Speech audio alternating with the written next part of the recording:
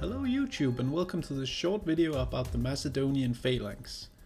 In the last video we took a look at how the Hoplite Phalanx wasn't the group of ripped Hollywood ninjas we have been presented with in popular media.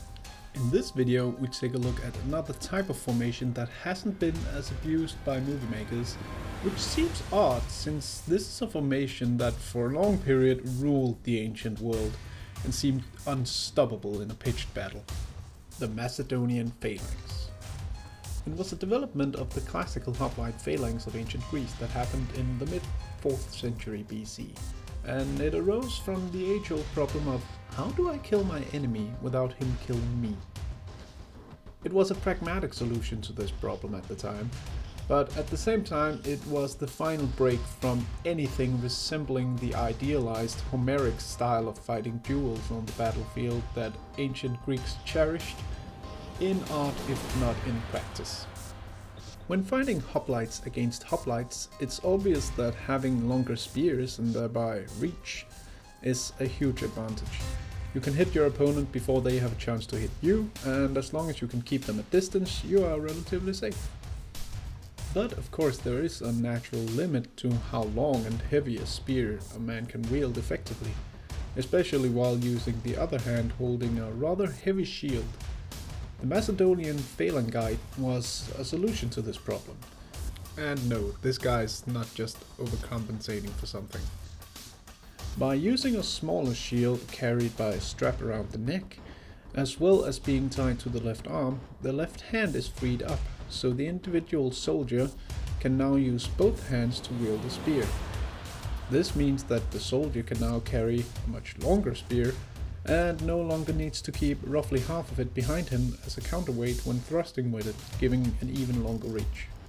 Now the increased reach of the spear combined with the fact that you can no longer thrust above the shield means that the tight shield overlapping formation of the hoplite phalanx is no longer an option. So when you can't use shields overlapping as a protective measure, you can use spears overlapping. And they did. By spacing the soldiers, or phalangites, you can have the long spears called sarissas between them. This means that an enemy soldier such as a classical hoplite would have to navigate several rows of spear points before even being able to take a stab at the first enemy. Being in a tight formation could arguably even make things worse, as your options to navigate the spears are limited by having nowhere to move other than forward. The Macedonian Phalanx was typically formed up as a series of squares, usually 16 by 16 men, making 256 men total in a square. This long line of squares would then march towards the enemy, with the first couple of rows having lowered their spears to form an almost impenetrable spear wall, sweeping everything before it. When you are talking about the Macedonian Phalanx, you have to talk about Alexander the Great. But it was actually Alexander's father, Philip II of Macedon, that the invention of the Macedonian Phalanx is attributed to, and he used it with great success. With his son, the to-be-great Alexander, commanding the left wing, he beat a coalition of Greek city-states in the Battle of Chaeronea in 338 BC, and became the most powerful Greek ruler.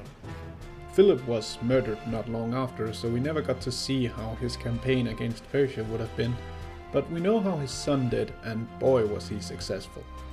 Alexander used the Phalangites as his main infantry to transform this kingdom into this empire, and ushering in the Hellenistic era, and all in the span of the single 13-year-long campaign that was his reign, and in which he was never defeated, but was only stopped by an untimely death at the age of 32.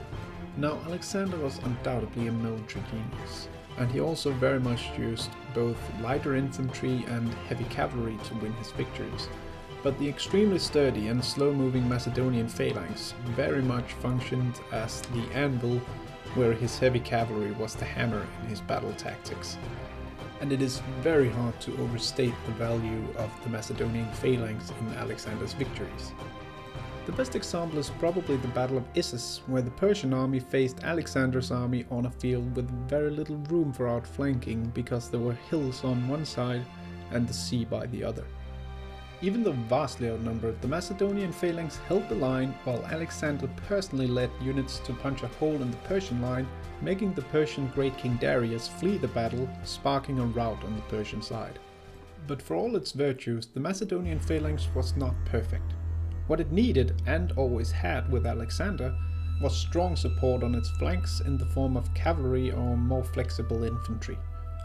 The Macedonian Phalanx was brilliant at fighting enemy infantry in front of it, but if surrounded, it was much too inflexible to adjust. Flexibility in general was a problem, and this ended up spelling the end of the Macedonian Phalanx in the west, beaten by the much more flexible Roman legions that exploited how the Macedonian Phalanx would simply break up when moving over rough terrain, along with how long time it took the Phalanx to properly form up. In the east, the Macedonian Phalanx eventually had to deal with light troops and horse archers, enemies for which the formation was never designed, and cavalry support in the Hellenistic era that followed Alexander's great conquests would never again rise to the level of what Alexander had fielded.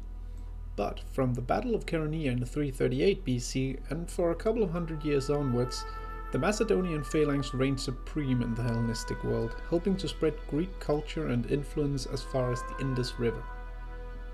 I may go into more details about Alexander's conquests and what followed in a future video, so for now, thanks for watching and feel free to like and subscribe if you liked this video.